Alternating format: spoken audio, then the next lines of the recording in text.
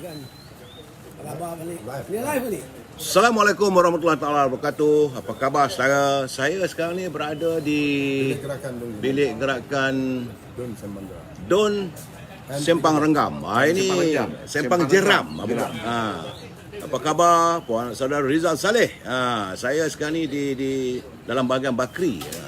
Ini calon sebagaimana saya katakan, saya tak nak cari calon-calon yang popular. Saya suka mencari calon-calon yang kontroversi. Kerana hari ini beliau menghadapi calon timbalan presiden kepada Parti Amanah. Saudara Muhammad Syahriza, Saudara Nordin Saleh, Datuk Salihuddin Ayub. Ini sebenarnya untuk penjelasan saudara, ini kawasan Bakri. Kawasan Bakri ini P145. Dulu calon Barisan Nasional. Koh Chun Chai, dia cuma dapat 15,507. Dan calon Yo Bi Yin daripada DAP. Oh ya Tuhan, 38,718. Memang seksa lah. Tapi saya berkeyakinan bahawa pengundi-pengundi di Johor khususnya warga bukan Melayu, mereka sudah make a comeback. Kerana saya sepanjang perjalanan daripada Segamat 2 hari lepas, saya lalui kawasan Tangkak, saya lalui juga. Ini kawasan-kawasan yang kritikal dia orang. Kawasan ini di Muar. Saya melihat bahawa warga bukan Melayu, mereka sudah merasakan keperitan. Paling penting mereka, sebagaimana saya katakan, bahawa to them is the most important, dia boleh cari makan. Sekarang ni dah di Johor ni, saya tengok kedai, deretan kedai-kedai memanglah teramat. Dan kebetulan pula saudara, bersama-sama dengan saya hari ini ada pula mantan menteri besar Negeri Sembilan, sahabat karib saya, iaitu Tan Sri Isa Samad, yang kebetulan hadir untuk memberi sokongan dan bantuan. Baik, sebagai penjelasan di sini, waktu pertandingan itu hari 15,507 calon Barisan Nasional. Dan Yo Bi Yin, nak dara tu, kalau saya ingat tak, yang terbulu-bulu saudara, dia dapat 38,718. Dan calon PAS Zarul Saleh 7575. Itu parlimen. Tapi dalam pilihan raya lepas di sini saudara Salihuddin Ayub dia dapat 14,640. Saudara Mat Radi Amin daripada Barisan Nasional dapat 6,950, lebih kurang dalam 4,000 lebih saja. Kemudian calon daripada PAS Dr. Mat Masri dapat 2,136, bebas dapat 28. Dan hari ini saudara Datuk Lokman Makdum, bukan Lokman Adam, Datuk Lokman Makdum akan menantang saudara Salihuddin Ayub. Kemudian Dr. Muhammad Mazri daripada PAS. Saya melihat sekarang saudara bahawa ada berlaku pecahan undi yang begitu ketara kali ini di Johor. The more the merrier saudara. Saya kenalkan saudara dengan calon kita, Datuk Lokman. Apa khabar Datuk? Baik. Tu dia. Inilah wajah calon yang warrior daripada UMNO Barisan Nasional yang akan berhadapan dengan kita, yang akan menghadapi calon daripada Amanah. Saudara, ni dia wajah Tan Sri Isa Samad. Masih bergaya lagi saudara ya. Apa khabar saudara Zahmuddin, saudara Sudin, saudara Arifin Ibrahim. Wah, bertenaga setiap hari pencerahan. Memang pasti saya janjikan pada saudara bahawa saya sepanjang pilihan raya di Johor ni, saya akan berada melawati ke semua kawasan kalau boleh.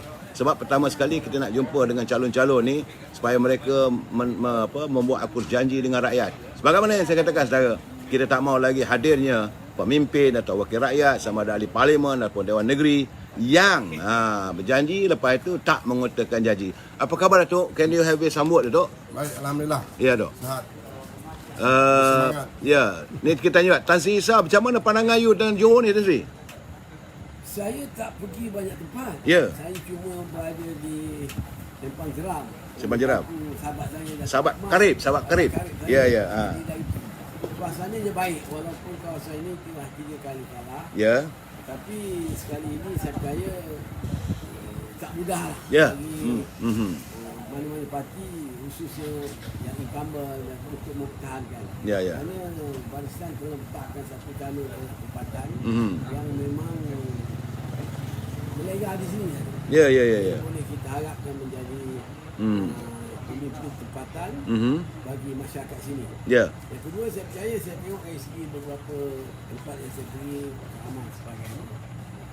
Hari ini orang dah tak peduli kerasa mahkamah ni. Ya. Dia lebih memikirkan Barisan Nasional, harapan untuk ada political stability, Yes. ada peluang ekonomi pulih. Recovery of economy. Ekonomi. Ya. Ada pengujudan Ya. pekerjaan Hmm. dan yang lain-lain yang mereka nikmati. Ya, Dok. Semasa Lazri. di barisan. Jadi Ya. inilah kita pun kempen situ sesuai dengan kehendak rakyat. Dan bukan saya Johor dengan satu negara Betul. bangsa. Pengalaman Tan Sri ya, Tan Sri sebagai bekas wakil Dewan Negeri, wakil Parlimen dan sebagainya. Kalau sekarang ni saya nampak mereka menggunakan isu personality assassinations ataupun pembunuhan peribadi. Contohnya kata kluster mahkamah dan sebagainya. Saya rasa rakyat Johor khususnya pengundi kali ini dia not buy for that. Macam mana pandangan Tan Sri? Sebelum saya cakap dengan calon lah saudara. Orang pun dah jemu. Ya. Dan orang pun tak berjelas. Wan-wan MDB bercara di Malaysia, bercara di Amerika, macam-macam nama. Ya. Jadi orang dah tak kisah. Majoriti rakyat memikir wujudkan kerajaan Johor Johor. Ya. Seperti Johor dahulu di dalam barisan. Ya. Ada stability. Ya. Boleh mewujudkan peluang pekerjaan yang banyak. Ya. Bukan sahaja untuk orang Johor, tapi rakyat seluruh Malaysia. Dan juga orang melihat supaya Johor ini maju. Ya. Seperti dahulu kerana selalu Johor sentiasa menjadi impian. Menjadi Johan lah dalam apa bentuk sekalipun. Jadi itu saya percaya akan jadi satu hasrat orang Johor Ya. dalam dunia air. Ya, saudara Kazani Azmani. Tan Sri Isa pun ada. Memang beliau kata dia tak pergi ke tempat lain. Dia datang ke sini membantu sahabat karibnya. Saya di sinilah kita letaknya muafakat, kesatuan. Kita berparti, kita bukan berpecah belah. Baik, kita akan bertanya dengan calon kita. Tok, kena cakap kuat-kuat, Tok. So, Datuk tengok dari segi sebab you calon yang menentang you bukan calon-calon orang juga, timbalan presiden. Dan beliau adalah incumbent. Beliau juga ahli parlimen. Tak tahu apa dia cakap ke parlimen hari ni, tak tahulah sama ada bercakap soal EPF lagi ke tidak, soal kehidupan rakyat ke tidak. Rakyat menanti sebab hari ni parlimen bermula bersidang. Supaya jangan ada jelutung duk mengamuk yang bukan. Itu aja. Musim-musim pilihan raya ni.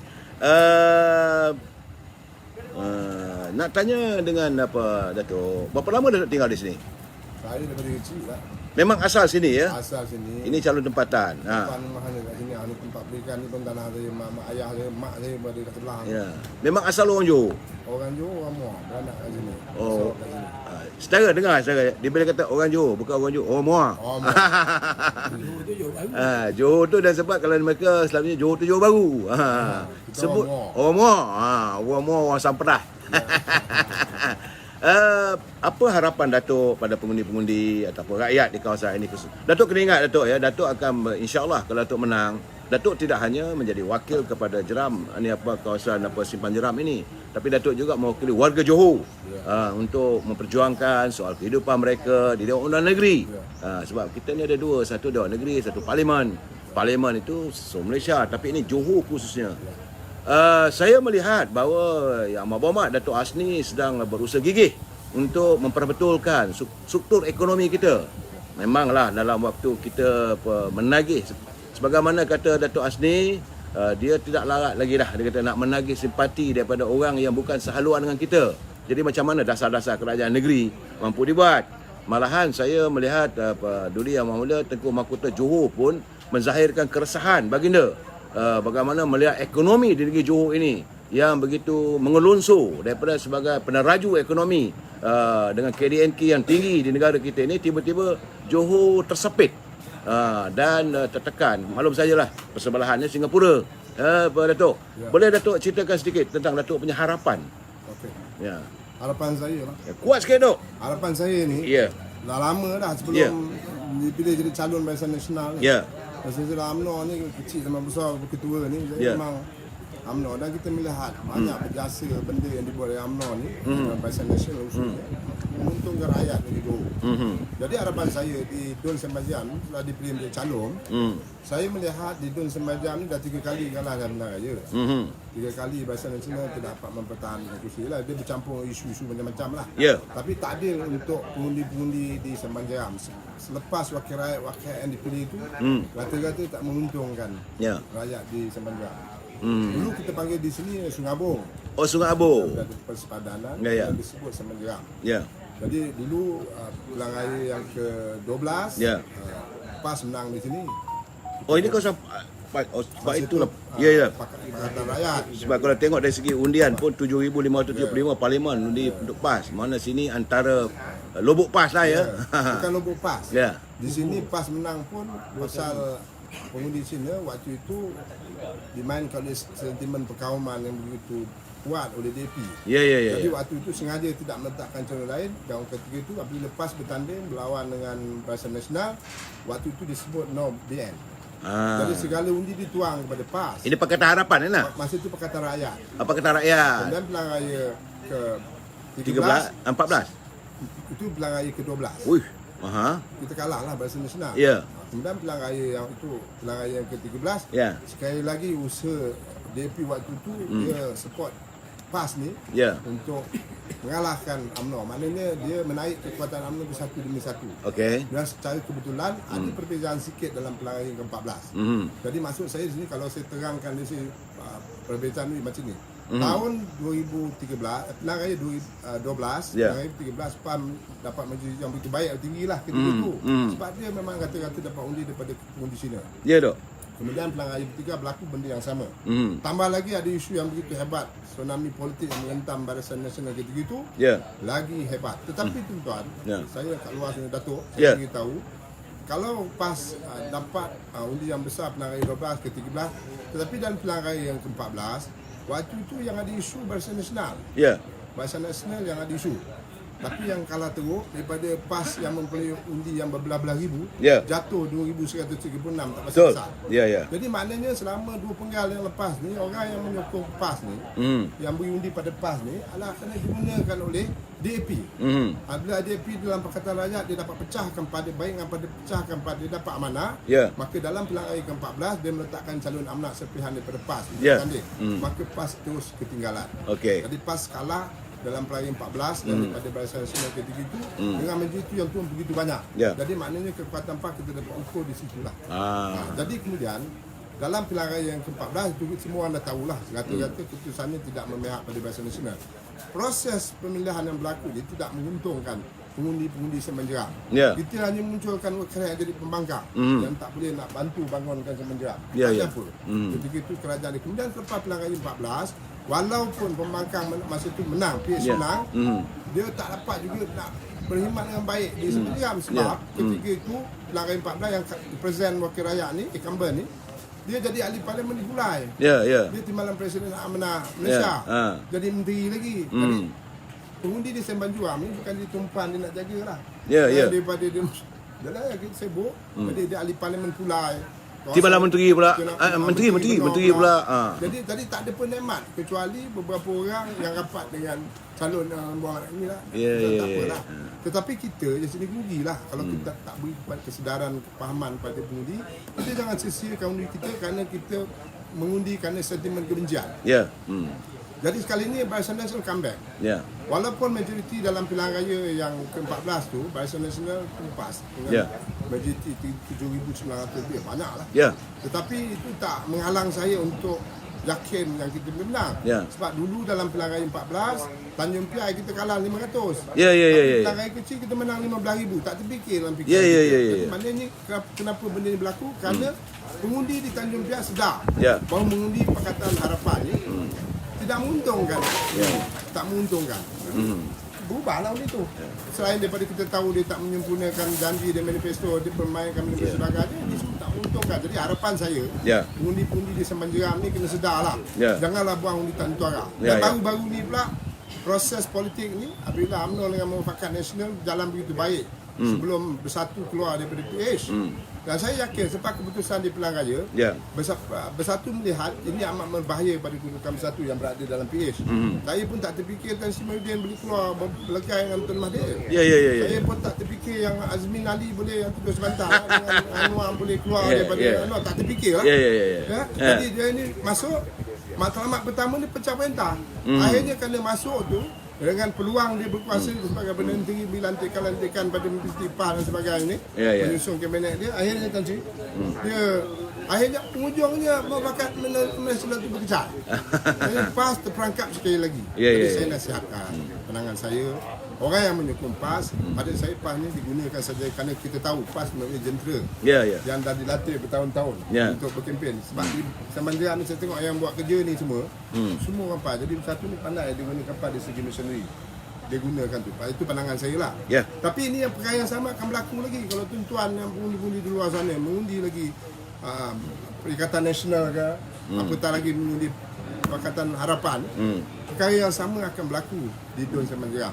Pasti tidak akan pemenang dan kita tak dapat turut serta dengan sentimen hendakkan perubahan oleh rakyat negeri Johor bagi kita menjamin masa depan Johor untuk mewujudkan keadaan yang stabil dan sebagainya. Jadi itulah harapan saya, minta pengundi dipertimbangkan ketika nak buang undi ni, janganlah membazir undi lah. Itu saya mendapat. Sebab saya duduk sini, saya dah mengayau lah sini.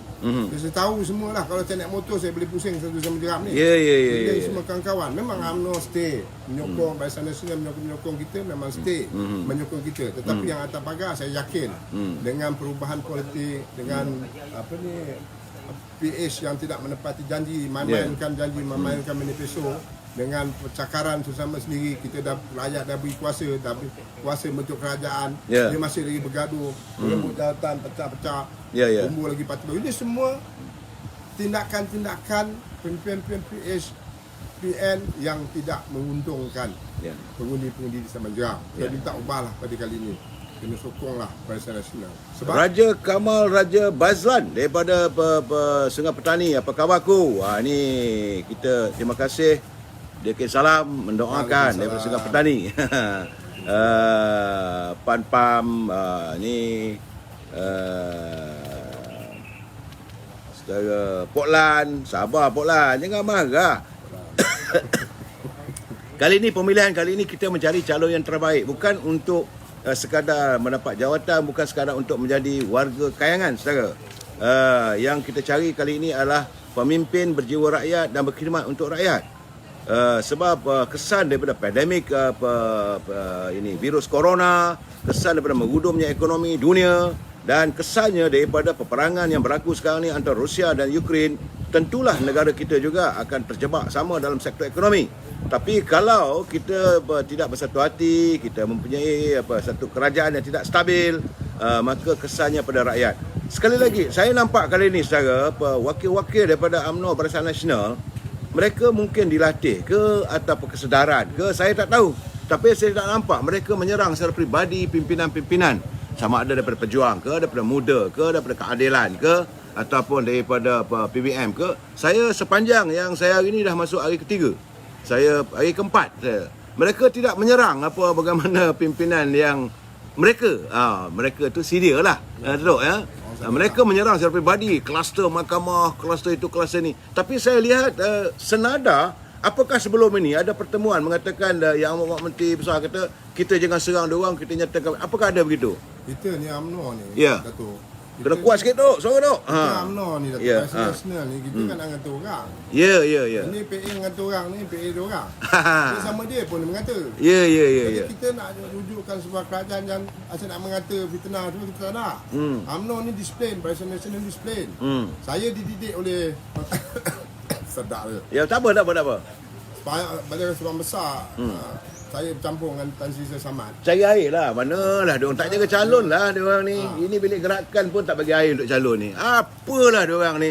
Inilah saudara, kadang-kadang mereka asyik mendengar suara apa-apa pemimpin mereka. Saya patut pemimpin ni kalau batuk pun kadang jadi masalah lah tu. Jadi saya dididik oleh Tan Sri Shah. Saya bercampur dah puluhan tahun. Ya, ya, ya. Jadi mesti pemimpin mesti mendekatkan diri dengan rakyat. Ya, ya, ya. Tan Sri pun tak ada mengata orang. Ya, ya, ya, ya. Baru mengata, setengah orang suka mengata lah. Ya, ya, ya, ya. Orang tak suka. Ya, ya. Dan pada saya yakin rakyat dah tahu dah. Rakyat dah tahu yang dia cakap ni semua bobang lah kata. Ya, ya, ya. Bobang, orang dah tahu. Jelas. Ya, ya. Bukan tipu kita je, satu dunia dia tipu. Dia sama dia pun tipu menipu. Biarlah dia berlaga. Kalau nak kata biarlah dia kata dia. Kita Barisan Nasional, kita mengamalkan satu cara hidup yang berhemah. Ya, ya. Jadi kita kata kita beritahu orang, kita cakap kita Barisan Nasional selalu kita suarakan pendapat kita, beritahu orang ramai.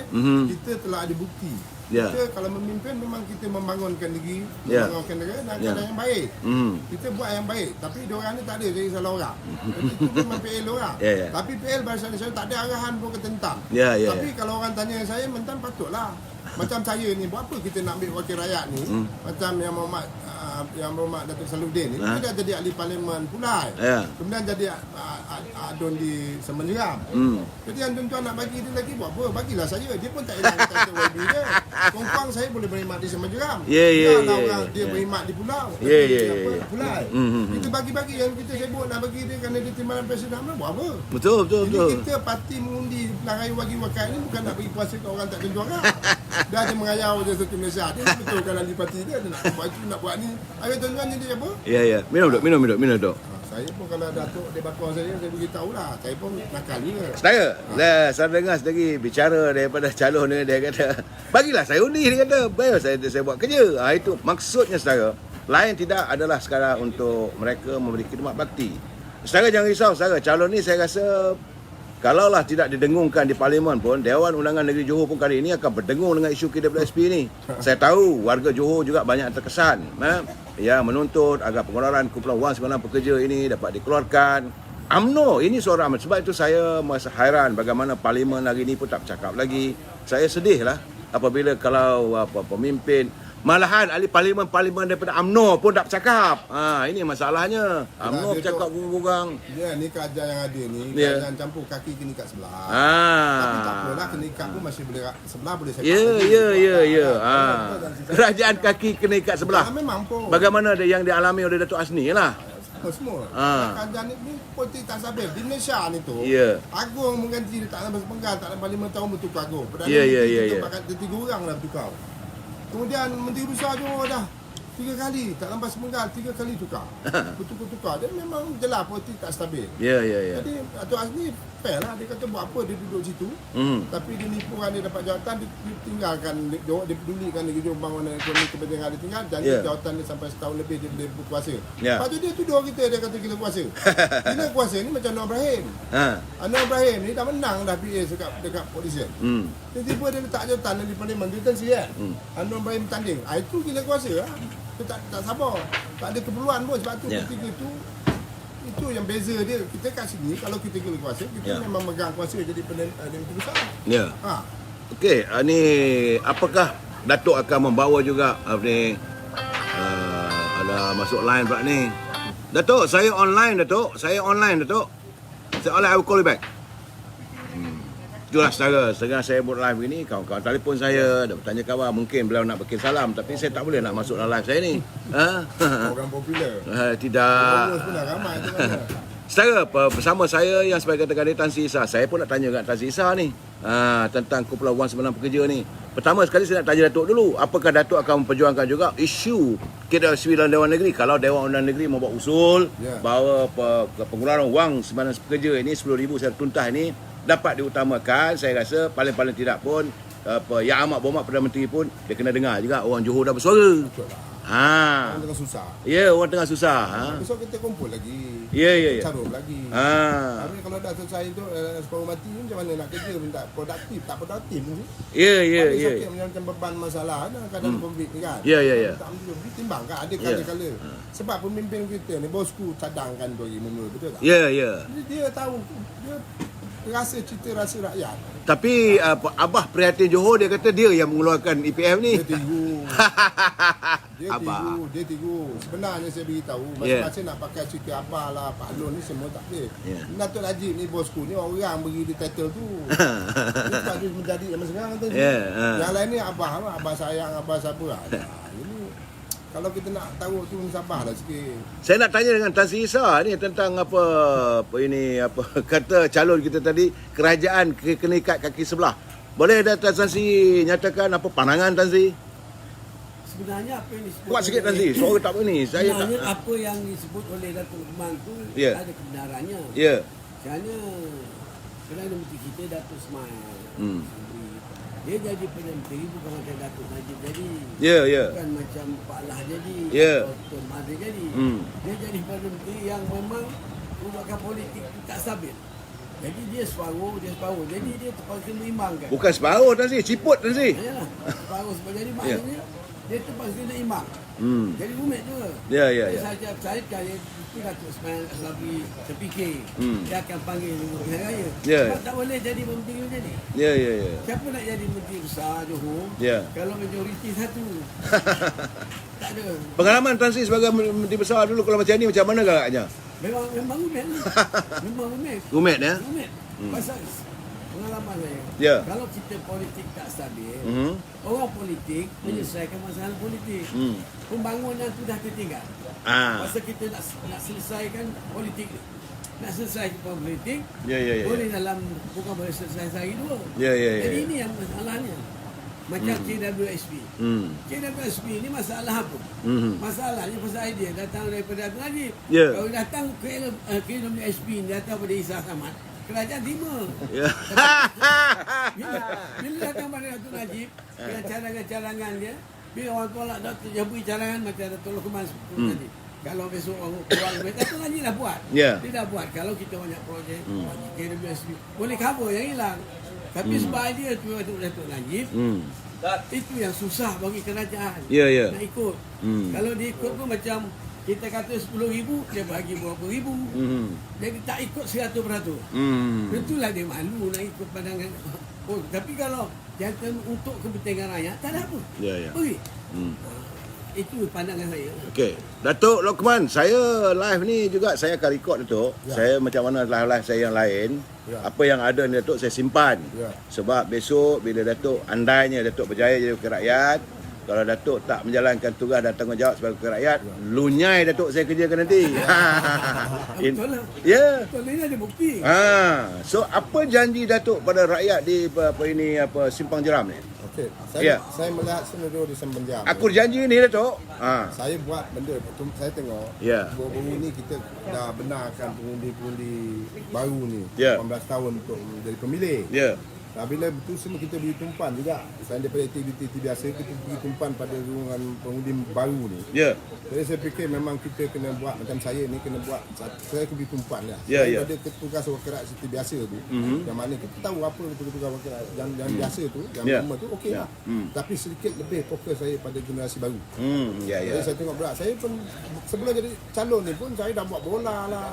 Itu usaha game-game yang melibat. Bila sebut bola sepak takraw, Tan Sri Issa tu dia dapat surat pelantikannya menteri besar dulu tu waktu main sepak takraw.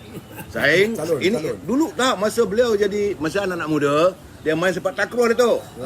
Waktu itulah dia dapat watika untuk jadi calon Menteri Besar Negeri Sembilan. Dulu 30-40 tahun dulu. Tak gitu Tan Sri? Jadi bila Datuk Lukman pula bercakap tentang anak-anak muda kita suka main bola, futsal dan sebagainya. Main kick. Banyak 2-3 tournament saya buat. Tapi Datuk kena ingat sekarang ni tu zaman milenial ni tu semuanya e-commerce apa semua. Betul. Tapi sukan trust ni sebenarnya budak-budak ni terkepung kerana padang pun kurang. Kemudian ada pesaing gadget ni. Ni semua macam-macam. Tetapi apabila sampai waktu dia akan jemu juga. Dia akan balik pada sukan trust, pada fizikal. Jadi kalau kita tolak ke kerajaan tanah dah terhad sekarang tadi. Tapi Datuk, anak muda sekarang ni Datuk, yang paling mereka apalah artinya mereka bersukan kalau perutnya kosong. Ini masalah besar ni. Itu tadi saya belum ambil pendapat. Sila. Saya beri tumpuan. Tumpuannya walaupun saya memang susah, tapi saya yakin kalau saya berusaha, ada satu center saya buat lah. Tak besar tapi khas untuk untuk penduduk di Semenjang, anak-anak di Resort itu, kalau ada tempat kita tak kisah satu center kita buat kita beri khidmatan khusus. Kalau dia ada rasa rendah diri, susah sangat nak pergi ke kerajaan untuk maklumat sebagainya, mungkin sebagai pusat khidmat wakil rakyat tu saya akan jadikan satu center counselling ke apa untuk tempat rujuk dan kita memanjangkan permintaan dia. Saya senang, kos tak begitu tinggi, tapi saya percaya kalau saya buat benda-benda yang baik, ramai orang akan bantu. Pihak kerajaan tu akan bantu kalau benda yang kita buat ni baik. Dan maksud saya cuba dah 5 tahun saya cuba buat satu center lah, pusat center untuk kita memberi perkhidmatan langsung kepada generasi baru. Kita ada hadkan umur di beberapa kadang soal pekerjaan, pendidikan. Bukan saya nak jamin dia kerja, tapi saya beri buka ruang. Walaupun jabatan buruh ada agensi, walaupun ambil agensi kerajaan, dia tak semua nak pergi kerana dia rasa malu. Tapi kalau kata saya sebagai wakat, saya banyak anjurkan bola dan sukan dan sebagainya kan. Saya rapat dengan orang. Selain daripada lepas habis program pertandingan kita sampai ajar, kita maklumkan kepada orang yang kontak-kontak number yang kita dapat ni, yang kita memberikan servis yang lain. Selain daripada kita menganjurkan pertandingan untuk diadah dia orang. Jadi kalau saya kenal dia, saya tahu dia kontak number dia, kita beri okey facilities kita ini. Kadang-kadang tak ada kesempatan. Tapi pangkat saya tak lebih besar sangat. Jadi wakil rakyat kalau saya tumpu kat sini di Don Semenjang boleh. Ada kemampuan sikit lah Tansi. Kita menyambungkan permintaan dia. Kadang-kadang dia orang ni nak cek mesin photostat pun merayau Tansi.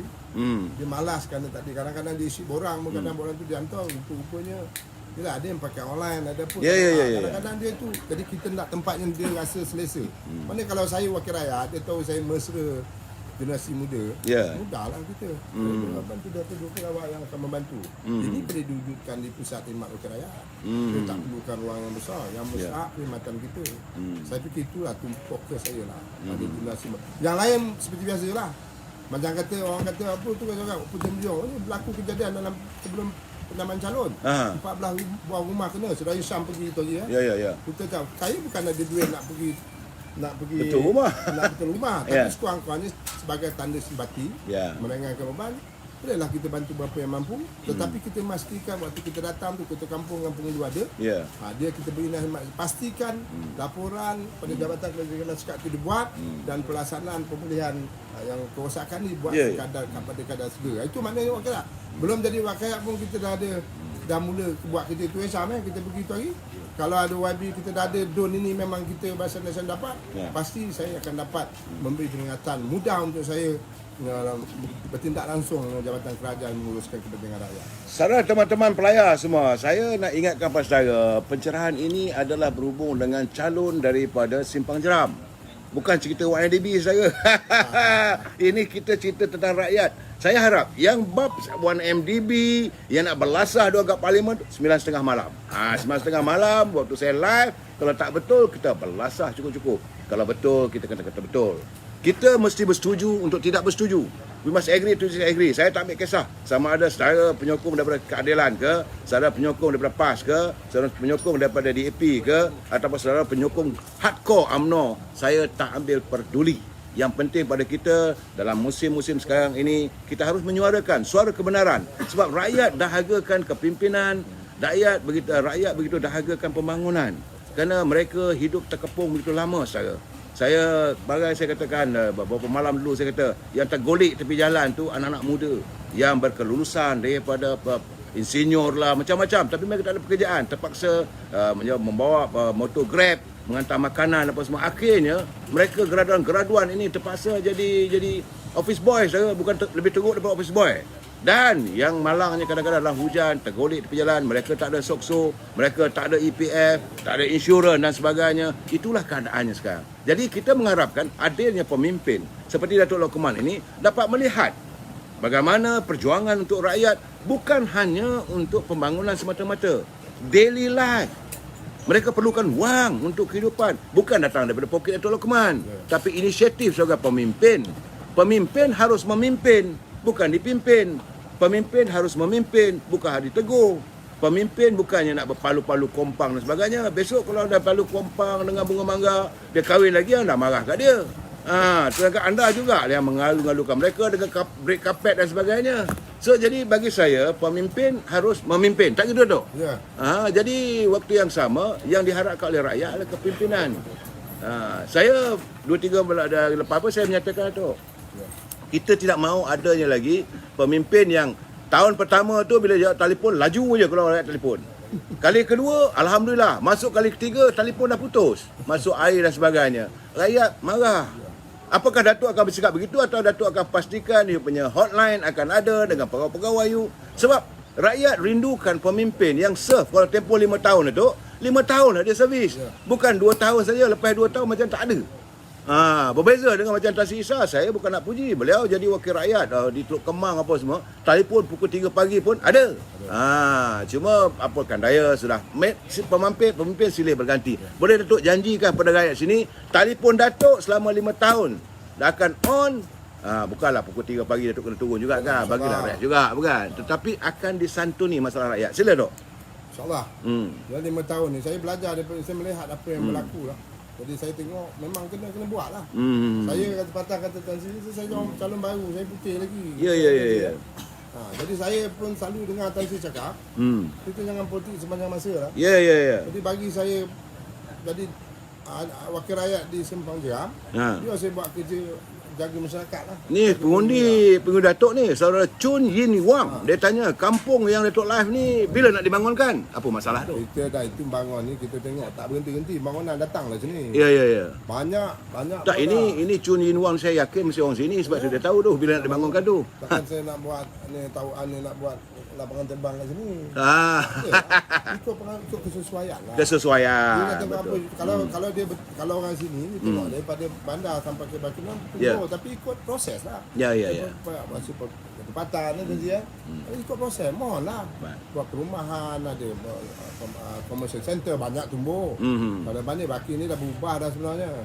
Baik, saya minta aku janji Datuk Lokman memberikan sepatah dua kata kepada khususnya pengundi Jeram. Sila Datuk lafazkan apa yang Datuk nak cakap pada pengundi-pengundi, undi saya ke, undi nombor berapa, calon nombor berapa ke. Sila nyatakan Datuk. Bismillahirrahmanirrahim. Assalamualaikum warahmatullahi wabarakatuh. Saya Lokman Madun. Ya. Calon nombor 4. Ya. M13 Simpang Jeram. Ya.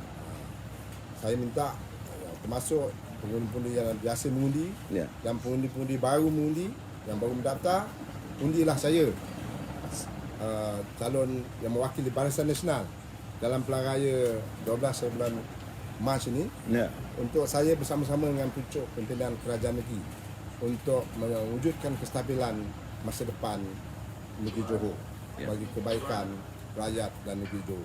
Itu harapan saya. Terima kasih. Ya, saudara, itulah aku janji daripada seorang calon yang mengharapkan agar pengundi-pengundi di kawasan Simpang Jeram ini memberi kepercayaan pada beliau. Saya secara peribadi tidak ada masalah, saya mendengar dengan sendirinya.